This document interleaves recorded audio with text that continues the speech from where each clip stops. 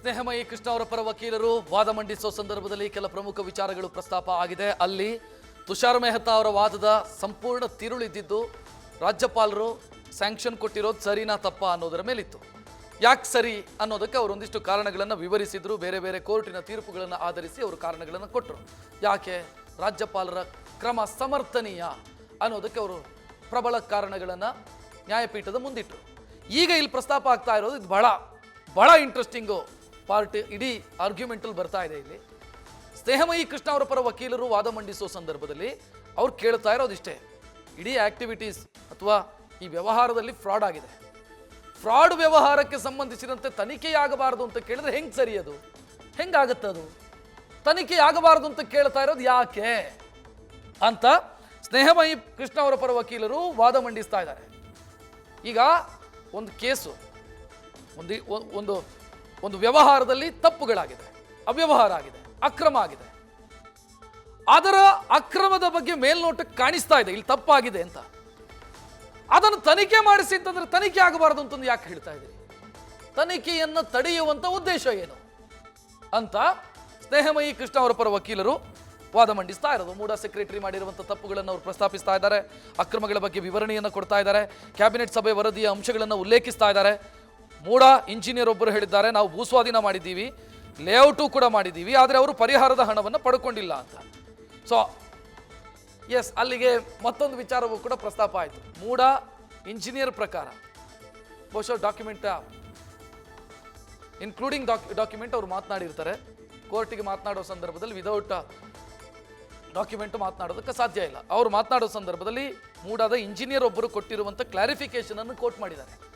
ಅಂದರೆ ಯಾಕೆ ಸಿದ್ದರಾಮಯ್ಯ ಅವರ ಪತ್ನಿಗೆ 14 ಸೈಟನ್ನು ಕೊಡಲಾಯಿತು ಅನ್ನೋದಕ್ಕೆ ಅವರೊಂದು ಕಾರಣ ಕೊಟ್ಟಿದ್ದಾರೆ. ಹೌದು, ಮೂಡಾ ಆ ಜಮೀನನ್ನು ಸ್ವಾಧೀನ ಮಾಡಿಕೊಂಡಿರೋದು ಹೌದು, ಲೇಔಟು ಮಾಡಿದ್ದು ಹೌದು, ಆ ನಂತರ ನಾವು ಪರಿಹಾರದ ದುಡ್ಡನ್ನು ಡೆಪಾಸಿಟ್ ಮಾಡಿದ್ದು ಹೌದು, ಬಟ್ ಪರಿಹಾರದ ದುಡ್ಡನ್ನು ಜಮೀನಿನ ಮೂಲ ಮಾಲೀಕರು ತಗೊಂಡಿಲ್ಲ. ಅವರು ತೆಗೆದುಕೊಳ್ಳದ ಕಾರಣಕ್ಕಾಗಿ ಇಲ್ಲಿ ಪರಿಹಾರ ಕೊಡಲಾಗಿದೆ.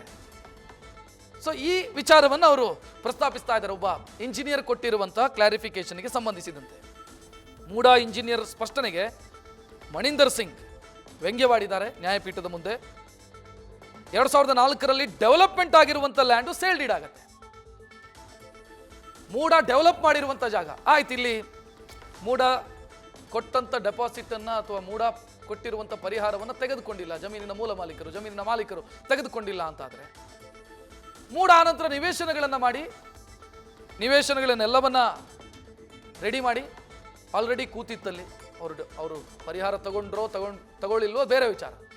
ಬಟ್ ಇದು ಲೇಔಟ್ ಅನ್ನೋದು ರೆಡಿ ಆಗಿತ್ತು, ಕೃಷಿ ಭೂಮಿ ಆಗ ಇದ್ದಿದ್ದು, ಅದನ್ನು ಮೂಡಾ ಸ್ವಾಧೀನ ಮಾಡಿಕೊಂಡು ಲೇಔಟ್ ಅಭಿವೃದ್ಧಿ ಮಾಡಿದೆ.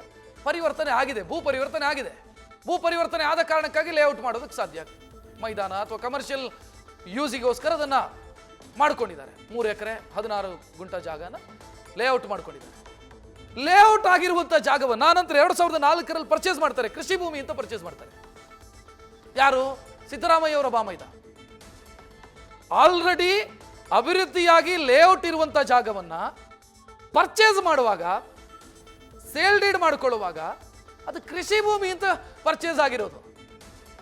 ಅಗ್ರಿಕಲ್ಚರಲ್ ಲ್ಯಾಂಡ್ ಅಂತ ಪರ್ಚೇಸ್ ಮಾಡಿದ್ರೆ ಹೆಂಗ್ರಿ ಸಾಧ್ಯ? ಅದು ಹೆಂಗೆ ಸಾಧ್ಯ? ಅದು ನೀವು ಅಗ್ರಿಕಲ್ಚರ್ ಲ್ಯಾಂಡ್ ಅಂತ ಪರ್ಚೇಸ್ ಮಾಡಿ ಆ ನಂತರ ಅದನ್ನು ಮತ್ತೆ ಭೂ ಪರಿವರ್ತನೆ ಮಾಡೋದು, ಮತ್ತೆ ಕನ್ವರ್ಷನ್ ಮಾಡೋದು. ಸೊ ಇದರ ಬಗ್ಗೆ ಎಲ್ಲ ಈಗ ಪ್ರಶ್ನೆಗಳಿಗೆ ಹೇಳ್ತಾ ಇದೆ. ಎಸ್, ಜಸ್ಟಿಸ್ ಪ್ರಶ್ನೆ ಕೇಳಿದ್ದಾರೆ ಇಲ್ಲಿ. ಅಭಿವೃದ್ಧಿಯಾಗಿದಂಥ ಜಾಗ, ಅಭಿವೃದ್ಧಿ ಆಗಿರುವಂಥ ಜಾಗ, ಆಲ್ರೆಡಿ ಅಭಿವೃದ್ಧಿ ಆಗಿರುವಂಥ ಜಾಗ, ಅದು ಕೃಷಿ ಭೂಮಿ ಹೆಂಗಾಗತ್ತೆ ಅಂತ ಜಸ್ಟಿಸ್ ಪ್ರಶ್ನೆ ಕೇಳ್ತಾ ಇದ್ದಾರೆ. ಹೆಂಗಾಗತ್ತೆ? ನೀವು ಅಂದರೆ ಸಿದ್ದರಾಮಯ್ಯ ಅವರ ಬಾಮೈದ ಅವರು ಮಲ್ಲಿಕಾರ್ಜುನ ಸ್ವಾಮಿ ಅವರು ಜಾಗ ಪರ್ಚೇಸ್ ಮಾಡುವಾಗ ಆಲ್ರೆಡಿ ಇಟ್ಸ್ ಅ ಲೇಔಟ್, ಅಭಿವೃದ್ಧಿ ಆಗಿತ್ತಲ್ಲಿ, ಅಭಿವೃದ್ಧಿ ಚಟುವಟಿಕೆಗಳು ನಡೆದಿತ್ತು, ನಿವೇಶನಗಳ ಹಂಚಿಕೆಯಾಗಿತ್ತು. ಅದು ದೂರುದಾರರು ಮಾತ್ರ ಹೇಳ್ತಾ ಇರೋದಲ್ಲ, ಸಿದ್ದರಾಮಯ್ಯ ಅವರ ಪತ್ನಿಯು ಕೂಡ ಒಂದು ಪತ್ರದಲ್ಲಿ ಹೇಳ್ತಾರೆ, 2001ರಲ್ಲೇ ಆಗಿತ್ತಲ್ಲಿ ಪರ್ಚೇಸ್ ಮಾಡುವಾಗಲೇ ನಿಮಗೆ ಅಲ್ಲಿ ಅಭಿವೃದ್ಧಿ ಆಗಿತ್ತು, ಲೇಔಟ್ಗಳಾಗಿತ್ತು. ಲೇಔಟ್ ಆಗಿರುವಂಥ ಜಾಗ ಕೃಷಿ ಭೂಮಿ ಹೆಂಗಾಗತ್ತೆ? ಮೂಡ ಸ್ವಾಧೀನದಲ್ಲಿದ್ದು ಲೇಔಟ್ ಇದ್ದಂಥ ಜಾಗ, ನಿವೇಶನಗಳಿದ್ದಂಥ ಜಾಗ, ಆಟದ ಮೈದಾನ ಇದ್ದಂಥ ಜಾಗ, ರಸ್ತೆ ಇದ್ದಂಥ ಜಾಗ ಹೇಗೆ ಕೃಷಿ ಭೂಮಿ ಆಯ್ತದು? ಅಗ್ರಿಕಲ್ಚರಲ್ ಲ್ಯಾಂಡ್ ಆಗೋದಕ್ಕೆ ಹೆಂಗ್ ಸಾಧ್ಯ? ಇದು ಇಲ್ಲಿ ಬಹಳ $1 ಮಿಲಿಯನ್ ಪ್ರಶ್ನೆ.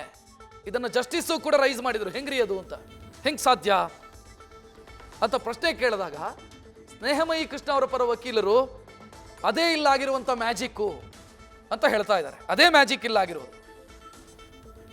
ಈ ಪ್ರಕರಣದಲ್ಲಿ ಪ್ರೈಮಾಪಸಿ ಇದೆ, ಅಂದ್ರೆ ಪ್ರಾಥಮಿಕವಾಗಿ ತಪ್ಪುಗಳು ಕಾಣಿಸ್ತಾ ಇದೆ, ಆ ಕಾರಣಕ್ಕಾಗಿ ತನಿಖೆಯಾಗಬೇಕು ಅಂತ ಸ್ನೇಹಮಯಿ ಕೃಷ್ಣ ಅವರ ವಕೀಲರು ಮಣಿಂದರ್ ಸಿಂಗ್ ವಾದ ಮಂಡಿಸ್ತಾ ಇದ್ದಾರೆ. ಇಲ್ಲಿ ಜಸ್ಟಿಸ್ ಅನ್ನ ಕನ್ವಿನ್ಸ್ ಮಾಡಬೇಕಾಗತ್ತೆ ಕೆಲ ವಿಚಾರಗಳಲ್ಲಿ. ಸೊ ಅದು ಇಲ್ಲಿ ಆ ಕಡೆ ತುಷಾರ್ ಮೆಹ್ತಾ ಅವರು ಕೂಡ ಮಾಡೋ ಸಂದರ್ಭದಲ್ಲಿ ಅದು ಕಾಣಿಸ್ತಾ ಇತ್ತು ನಮಗೆ, ಕನ್ವಿನ್ಸ್ ಆದಂಥ ವಿಚಾರಕ್ಕೆ ಸಂಬಂಧಿಸಿದಂತೆ. ಇಲ್ಲಿ ಸ್ನೇಹಮಯಿ ಕೃಷ್ಣ ಅವರ ಪರ ವಕೀಲರು ವಾದ ಮಂಡಿಸೋ ಸಂದರ್ಭದಲ್ಲೂ ಕೂಡ ವಿತ್ ಡಾಕ್ಯುಮೆಂಟ್ ಅವರು ಮಾತನಾಡೋ ಸಂದರ್ಭದಲ್ಲಿ ಯಾವಾಗ ಲೇಔಟ್ ಆಯಿತು, ಯಾವಾಗ ನೋಟಿಫಿಕೇಶನ್ ಆಯಿತು, ಪ್ರಿಲಿಮಿನರಿ ನೋಟಿಫಿಕೇಶನ್ ಆಗಿದ್ದು ಯಾವಾಗ ಜಮೀನು, ಫೈನಲ್ ನೋಟಿಫಿಕೇಶನ್ ಆಗಿದ್ದು ಯಾವಾಗ, ನೋಟಿಫಿಕೇಶನ್ ಆದಂಥ ಜಮೀನನ್ನು ಸ್ವಾಧೀನ ಪೊಸಿಷನ್ಗೆ ಬಂದಿದ್ದು ಯಾರು ಮೂಡಾದವರು ಯಾವಾಗ, ಪೊಸಿಷನ್ಗೆ ತಗೊಂಡ ನಂತರ ಅಲ್ಲಿ ಏನೇನು ಮಾಡಿದ್ರು, ಅದಾದ ನಂತರ ಹೇಗೆ ಖರೀದಿ ಮಾಡಿದ್ರು, ಲೇಔಟ್ ಆದಂಥ ಜಾಗ ಅಗ್ರಿಕಲ್ಚರ್ ಲ್ಯಾಂಡ್ ಅಂತ ನೀವು ಪರ್ಚೇಸ್ ಮಾಡೋದಕ್ಕೆ ಹೆಂಗೆ ಸಾಧ್ಯ? ಸೊ ಇದೆಲ್ಲವನ್ನ ಕೂಡ ಅವರು ಪ್ರಸ್ತಾಪ ಮಾಡಿದ್ದಾರೆ. ಈ ವೇಳೆ ಜಸ್ಟಿಸು ಕೂಡ ಕೇಳಿದ್ದಾರೆ, ಹೇಗೆ ಸಾಧ್ಯ? ಲೇಔಟ್ನ ಜಾಗ, ಕಮರ್ಷಿಯಲ್ ಆಕ್ಟಿವಿಟೀಸ್ಗಾಗಿ ಭೂ ಪರಿವರ್ತನೆ ಆಲ್ರೆಡಿ ಆಗಿರುವಂಥ ಜಾಗವನ್ನು ನೀವು ಅಗ್ರಿಕಲ್ಚರ್ ಲ್ಯಾಂಡ್ ಅಂತ ಪರ್ಚೇಸ್ ಮಾಡೋದಕ್ಕೆ ಹೇಗೆ ಸಾಧ್ಯ? CM ಬಾಮೈದಾ ಇರ್ಬೋದು, ಯಾರೇ ಇರ್ಬೋದು, ಜಗತ್ತಿನ ಯಾರೇ, ಕರ್ನಾಟಕದ ಯಾರೇ ಇರ್ಬೋದು, ಸಾಧ್ಯನೇ ಇಲ್ವಲ್ಲ, ಹೆಂಗೆ ಸಾಧ್ಯ? ಇದನ್ನು ಜಸ್ಟಿಸ್ ಪ್ರಶ್ನೆ ಕೇಳ್ತಾ ಇದೆ. ಅದರ ಬಗ್ಗೆ ತನಿಖೆಯಾಗಬೇಕು ಅಂತ ಸ್ನೇಹಮಯಿ ಕೃಷ್ಣ ಅವರ ಪರ ವಕೀಲರು ವಾದ ಮಂಡಿಸುವ ಸಂದರ್ಭದಲ್ಲಿ ಹೇಳ್ತಾ ಇದ್ದಾರೆ. ಇಲ್ಲಿ ಮ್ಯಾಜಿಕ್ ಆಗಿದೆ ಇಲ್ಲಿ ಅಂತ ವ್ಯಂಗ್ಯವಾಗಿ ಹೇಳಿದ್ದಾರೆ. ಆ ಮ್ಯಾಜಿಕ್ನ ಬಗ್ಗೆಯೇ ತನಿಖೆ ಆಗಬೇಕಿಲ್ಲಿ ಅಂತ ಅವರು ಮನವಿ ಮಾಡ್ತಾ ಇದ್ದಾರೆ.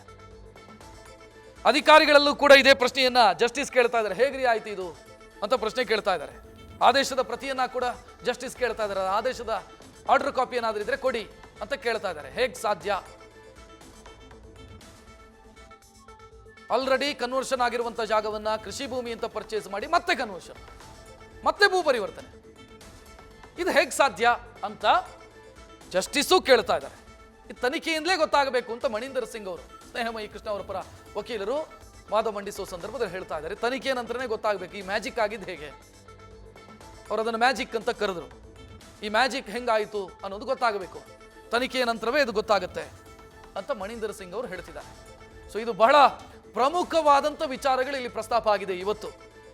ಮೊನ್ನೆಯ ವಾದ ಅಭಿಷೇಕ್ ಮನು ಸಿಂಘ್ವಿ ಅವರು ವಾದ ಮಂಡಿಸುವ ಸಂದರ್ಭದಲ್ಲಿ ಎಂಟೈರ್ ಆ ವಾದದ ತಿರುಳಿದ್ದು ಗವರ್ನರ್ ಅವರ ತೀರ್ಮಾನ ತಪ್ಪು, ಗವರ್ನರ್ ಕೊಟ್ಟಿರುವಂಥ ಸ್ಯಾಂಕ್ಷನ್ ತಪ್ಪು, ಅಥವಾ ಗವರ್ನರ್ ಸ್ಯಾಂಕ್ಷನ್ ಕೊಡೋದಕ್ಕೆ ಬರಲ್ಲ, ಗವರ್ನರ್ ತಮ್ಮ ವ್ಯಾಪ್ತಿ ಮೀರಿ ವರ್ತಿಸಿದ್ದಾರೆ, ಆರ್ಟಿಕಲ್ 163 ಆಫ್ ಇಂಡಿಯನ್ ಕಾನ್ಸ್ಟಿಟ್ಯೂಷನ್ ಪ್ರಕಾರ ಅವರು ಕ್ಯಾಬಿನೆಟ್ ಕೊಟ್ಟಂಥ ಸಲಹೆಯನ್ನು ಪಾಲಿಸಬೇಕಿತ್ತು, ಅಥವಾ ಕ್ಯಾಬಿನೆಟ್ ಕೊಟ್ಟಿರುವಂಥ ಸಲಹೆಯ ಆಧಾರದ ಮೇಲೆ ನಿರ್ಧಾರವನ್ನು ತೆಗೆದುಕೊಳ್ಳಬೇಕಿತ್ತು, ಅದನ್ನು ಅವ್ರು ಮಾಡಲಿಲ್ಲ, ಮತ್ತು ಅವರು ಪಿಕ್ ಆ್ಯಂಡ್ ಚೂಸ್ ಮಾಡಿದರು, ಸೆಲೆಕ್ಟಿವ್ ಅಪ್ರೋಚ್ ಇದೆ, ಇದೆಲ್ಲವೂ ಕೂಡ ಅವರ ವಾದ ಆಗಿತ್ತು. ಅಂದರೆ ಒಂದು ಸೀಮಿತ ಪರಿಧಿ ಇತ್ತು ಅದರ ಒಳಗೆ, ಆ ಅರ್ಜಿಗೆ ಸಂಬಂಧಿಸಿದಷ್ಟೇ ವಾದದ ತಿರುಳಾಗಿತ್ತು.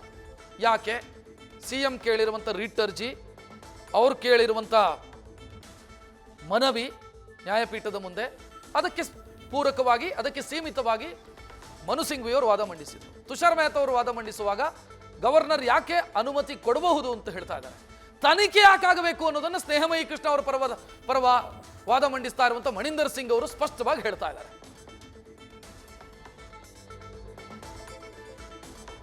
ಇದೇ ವಿಚಾರದ ಇನ್ನಷ್ಟು ಡೀಟೇಲ್ ನೋಡೋಣ.